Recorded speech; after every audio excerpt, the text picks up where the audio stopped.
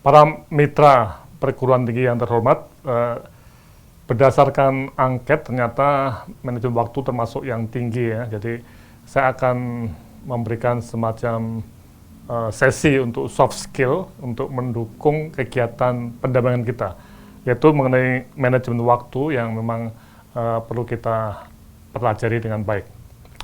Oke, jadi ini sebuah workshop sebenarnya ya, secara virtual. Nah, saya akan singkat, tapi latihan Anda itu bisa berminggu-minggu nanti. Ya, jadi bagaimana mengenal konsep manajemen waktu dan mengenal konsep penting dan urgent, ini dua hal yang berbeda ya. Kemudian melakukan diagnosis diri, dan kita juga akan mengisi melalui matriks manajemen waktu, dan kita akan memulai perubahan manajemen kegiatan. Ya, oke. Mari kita lihat pertama mengenai konsep manajemen waktu. Jadi tolong teman-teman melihat, merenungkan waktu itu apa ya.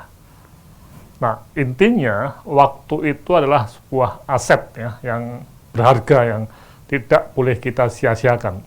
Makanya ada sebuah pepatah, jangan buang-buang waktu ya. Nah, ini hal yang menarik ya.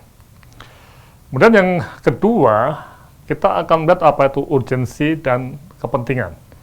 Kita akan mulai dengan kepentingan atau pentingnya sesuatu. Tuliskan hal-hal yang penting untuk fungsi Anda sebagai dosen dan konsultan. Coba Anda tulis ya di sini, detail tuh ya.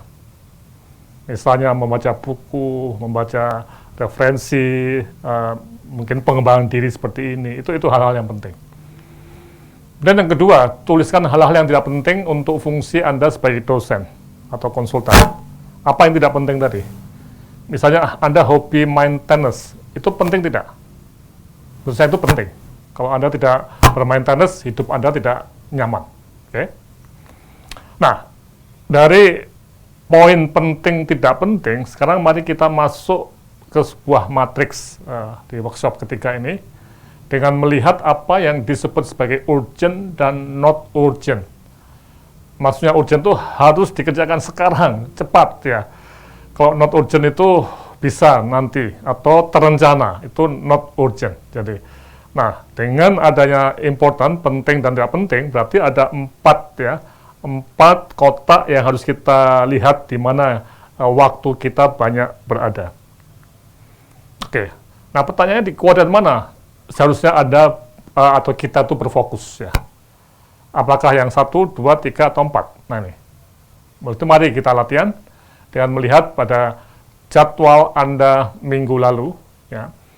Mari kita masukkan ke time management matrix, kemudian list hal-hal yang penting dan tidak penting tadi, dan kemudian ditambah dengan urgent dan non-urgent tadi. Kemudian hitung persentasenya, ya.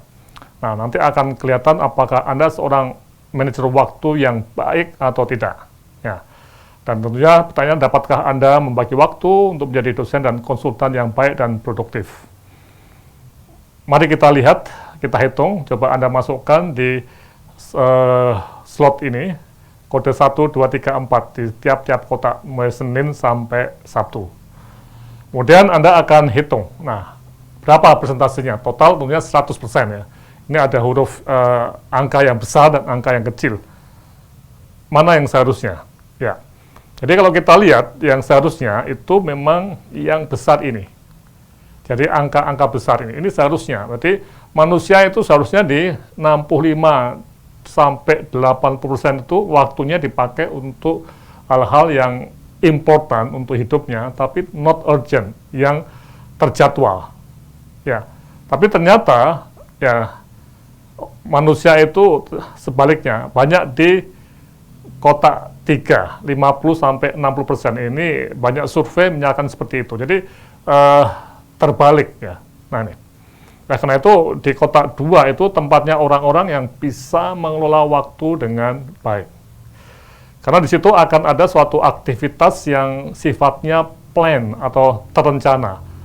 Termasuk rekreasi pun bagian yang penting ya. Jadi jangan dianggap rekreasi ataupun olahraga itu not important. Itu penting, tapi not urgent, bisa kita rencanakan.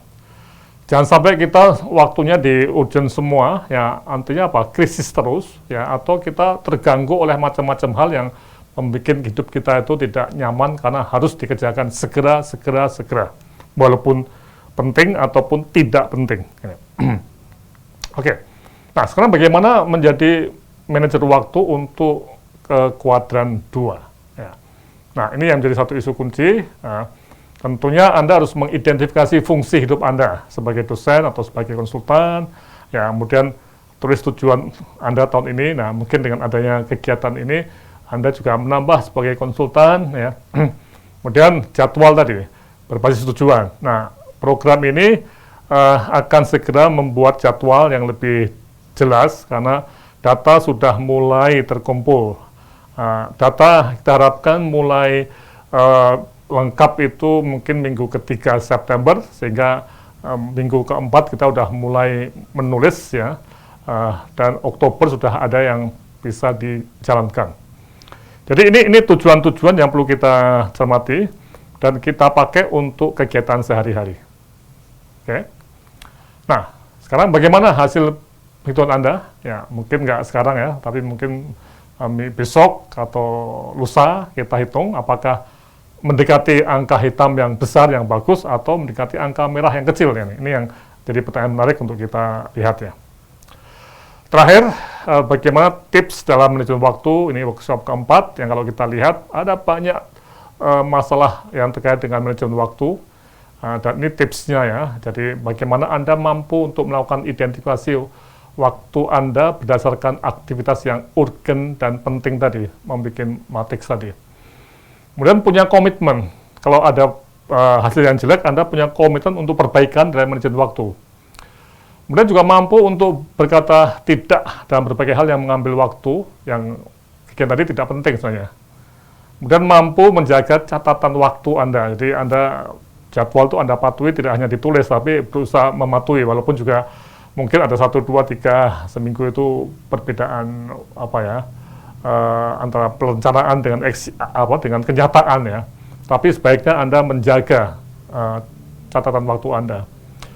Kemudian juga lebih baik Anda mencegah dibanding memadamkan kebakaran. Jadi misalnya dalam deadline, sebaiknya Anda kerjakan jauh hari sebelumnya, tidak malam menjelang waktu atau hari terakhir untuk penyerahan tugas ataupun tulisan misalnya.